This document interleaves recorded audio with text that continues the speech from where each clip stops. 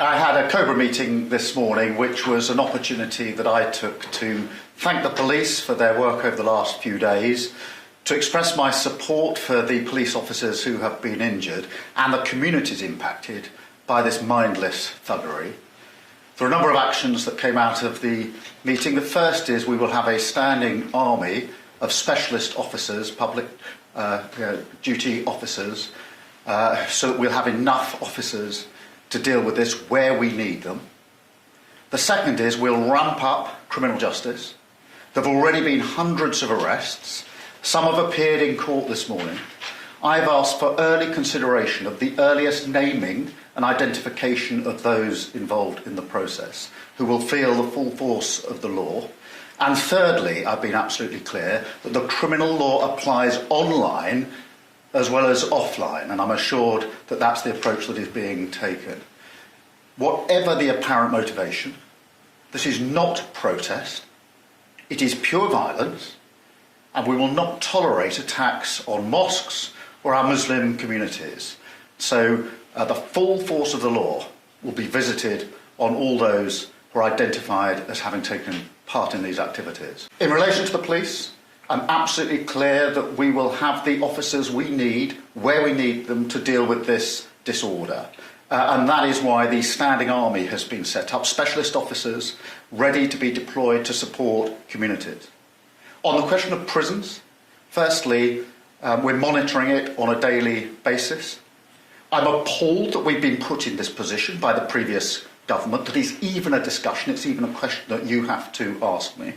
But we will make this work and ensure that we've got the places that are needed to bring the perpetrators swiftly to justice. So on both those fronts, I'm confident that we can absolutely make sure that those engaged in this activity do feel the full force of the law. My focus is on ensuring that we've got the right people carrying out their duties to ensure that our streets are safe. For the public, that is the first duty of government, and that's where my absolute focus is. So we don't need one at this stage? No, my focus is on making sure that we stop this disorder, that the criminal sanctions are swift and follow, and be seen to be followed, which is why I've asked for consideration to be given to the earliest identification and naming of those that are involved in this. Many have been arrested, some have been charged, some of them are in court now. We're entitled to know who they are so they can be identified at the first opportunity. But that's where my focus is, and I think the vast majority of people watching this would say that's absolutely where my focus should be. There's no two-tier policing.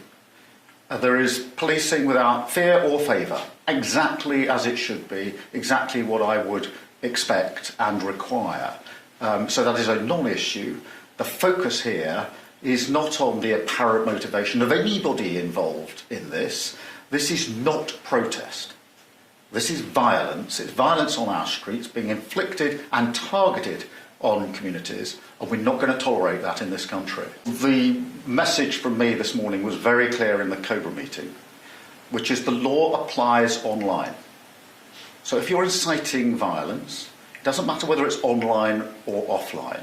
And therefore, I expect, just as in relation to those that are directly participating on the streets, for there to be arrests and charging and prosecution. Equally, anyone who has been found to have committed a criminal offence online can expect the same response.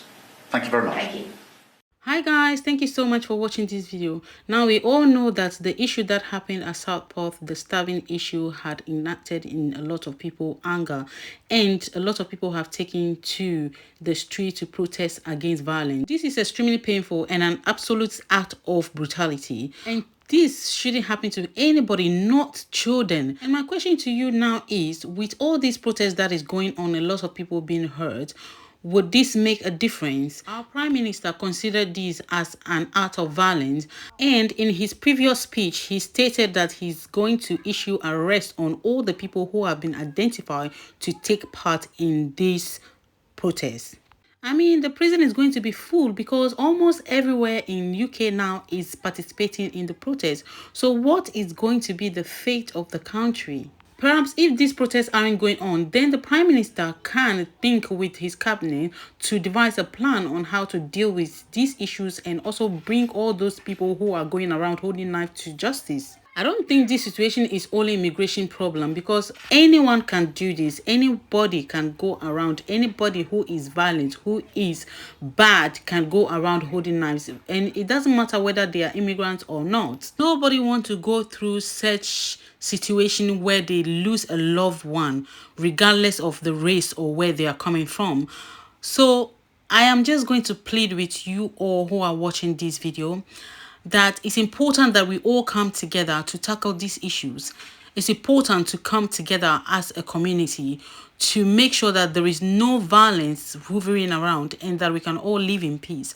And I hope, please, your opinion is extremely welcome. And don't forget to comment down below the comment section and let us know your thoughts on this matter. Once again, thank you so much, and don't forget to subscribe to this channel, and I'll see you in the next video. Bye bye for now.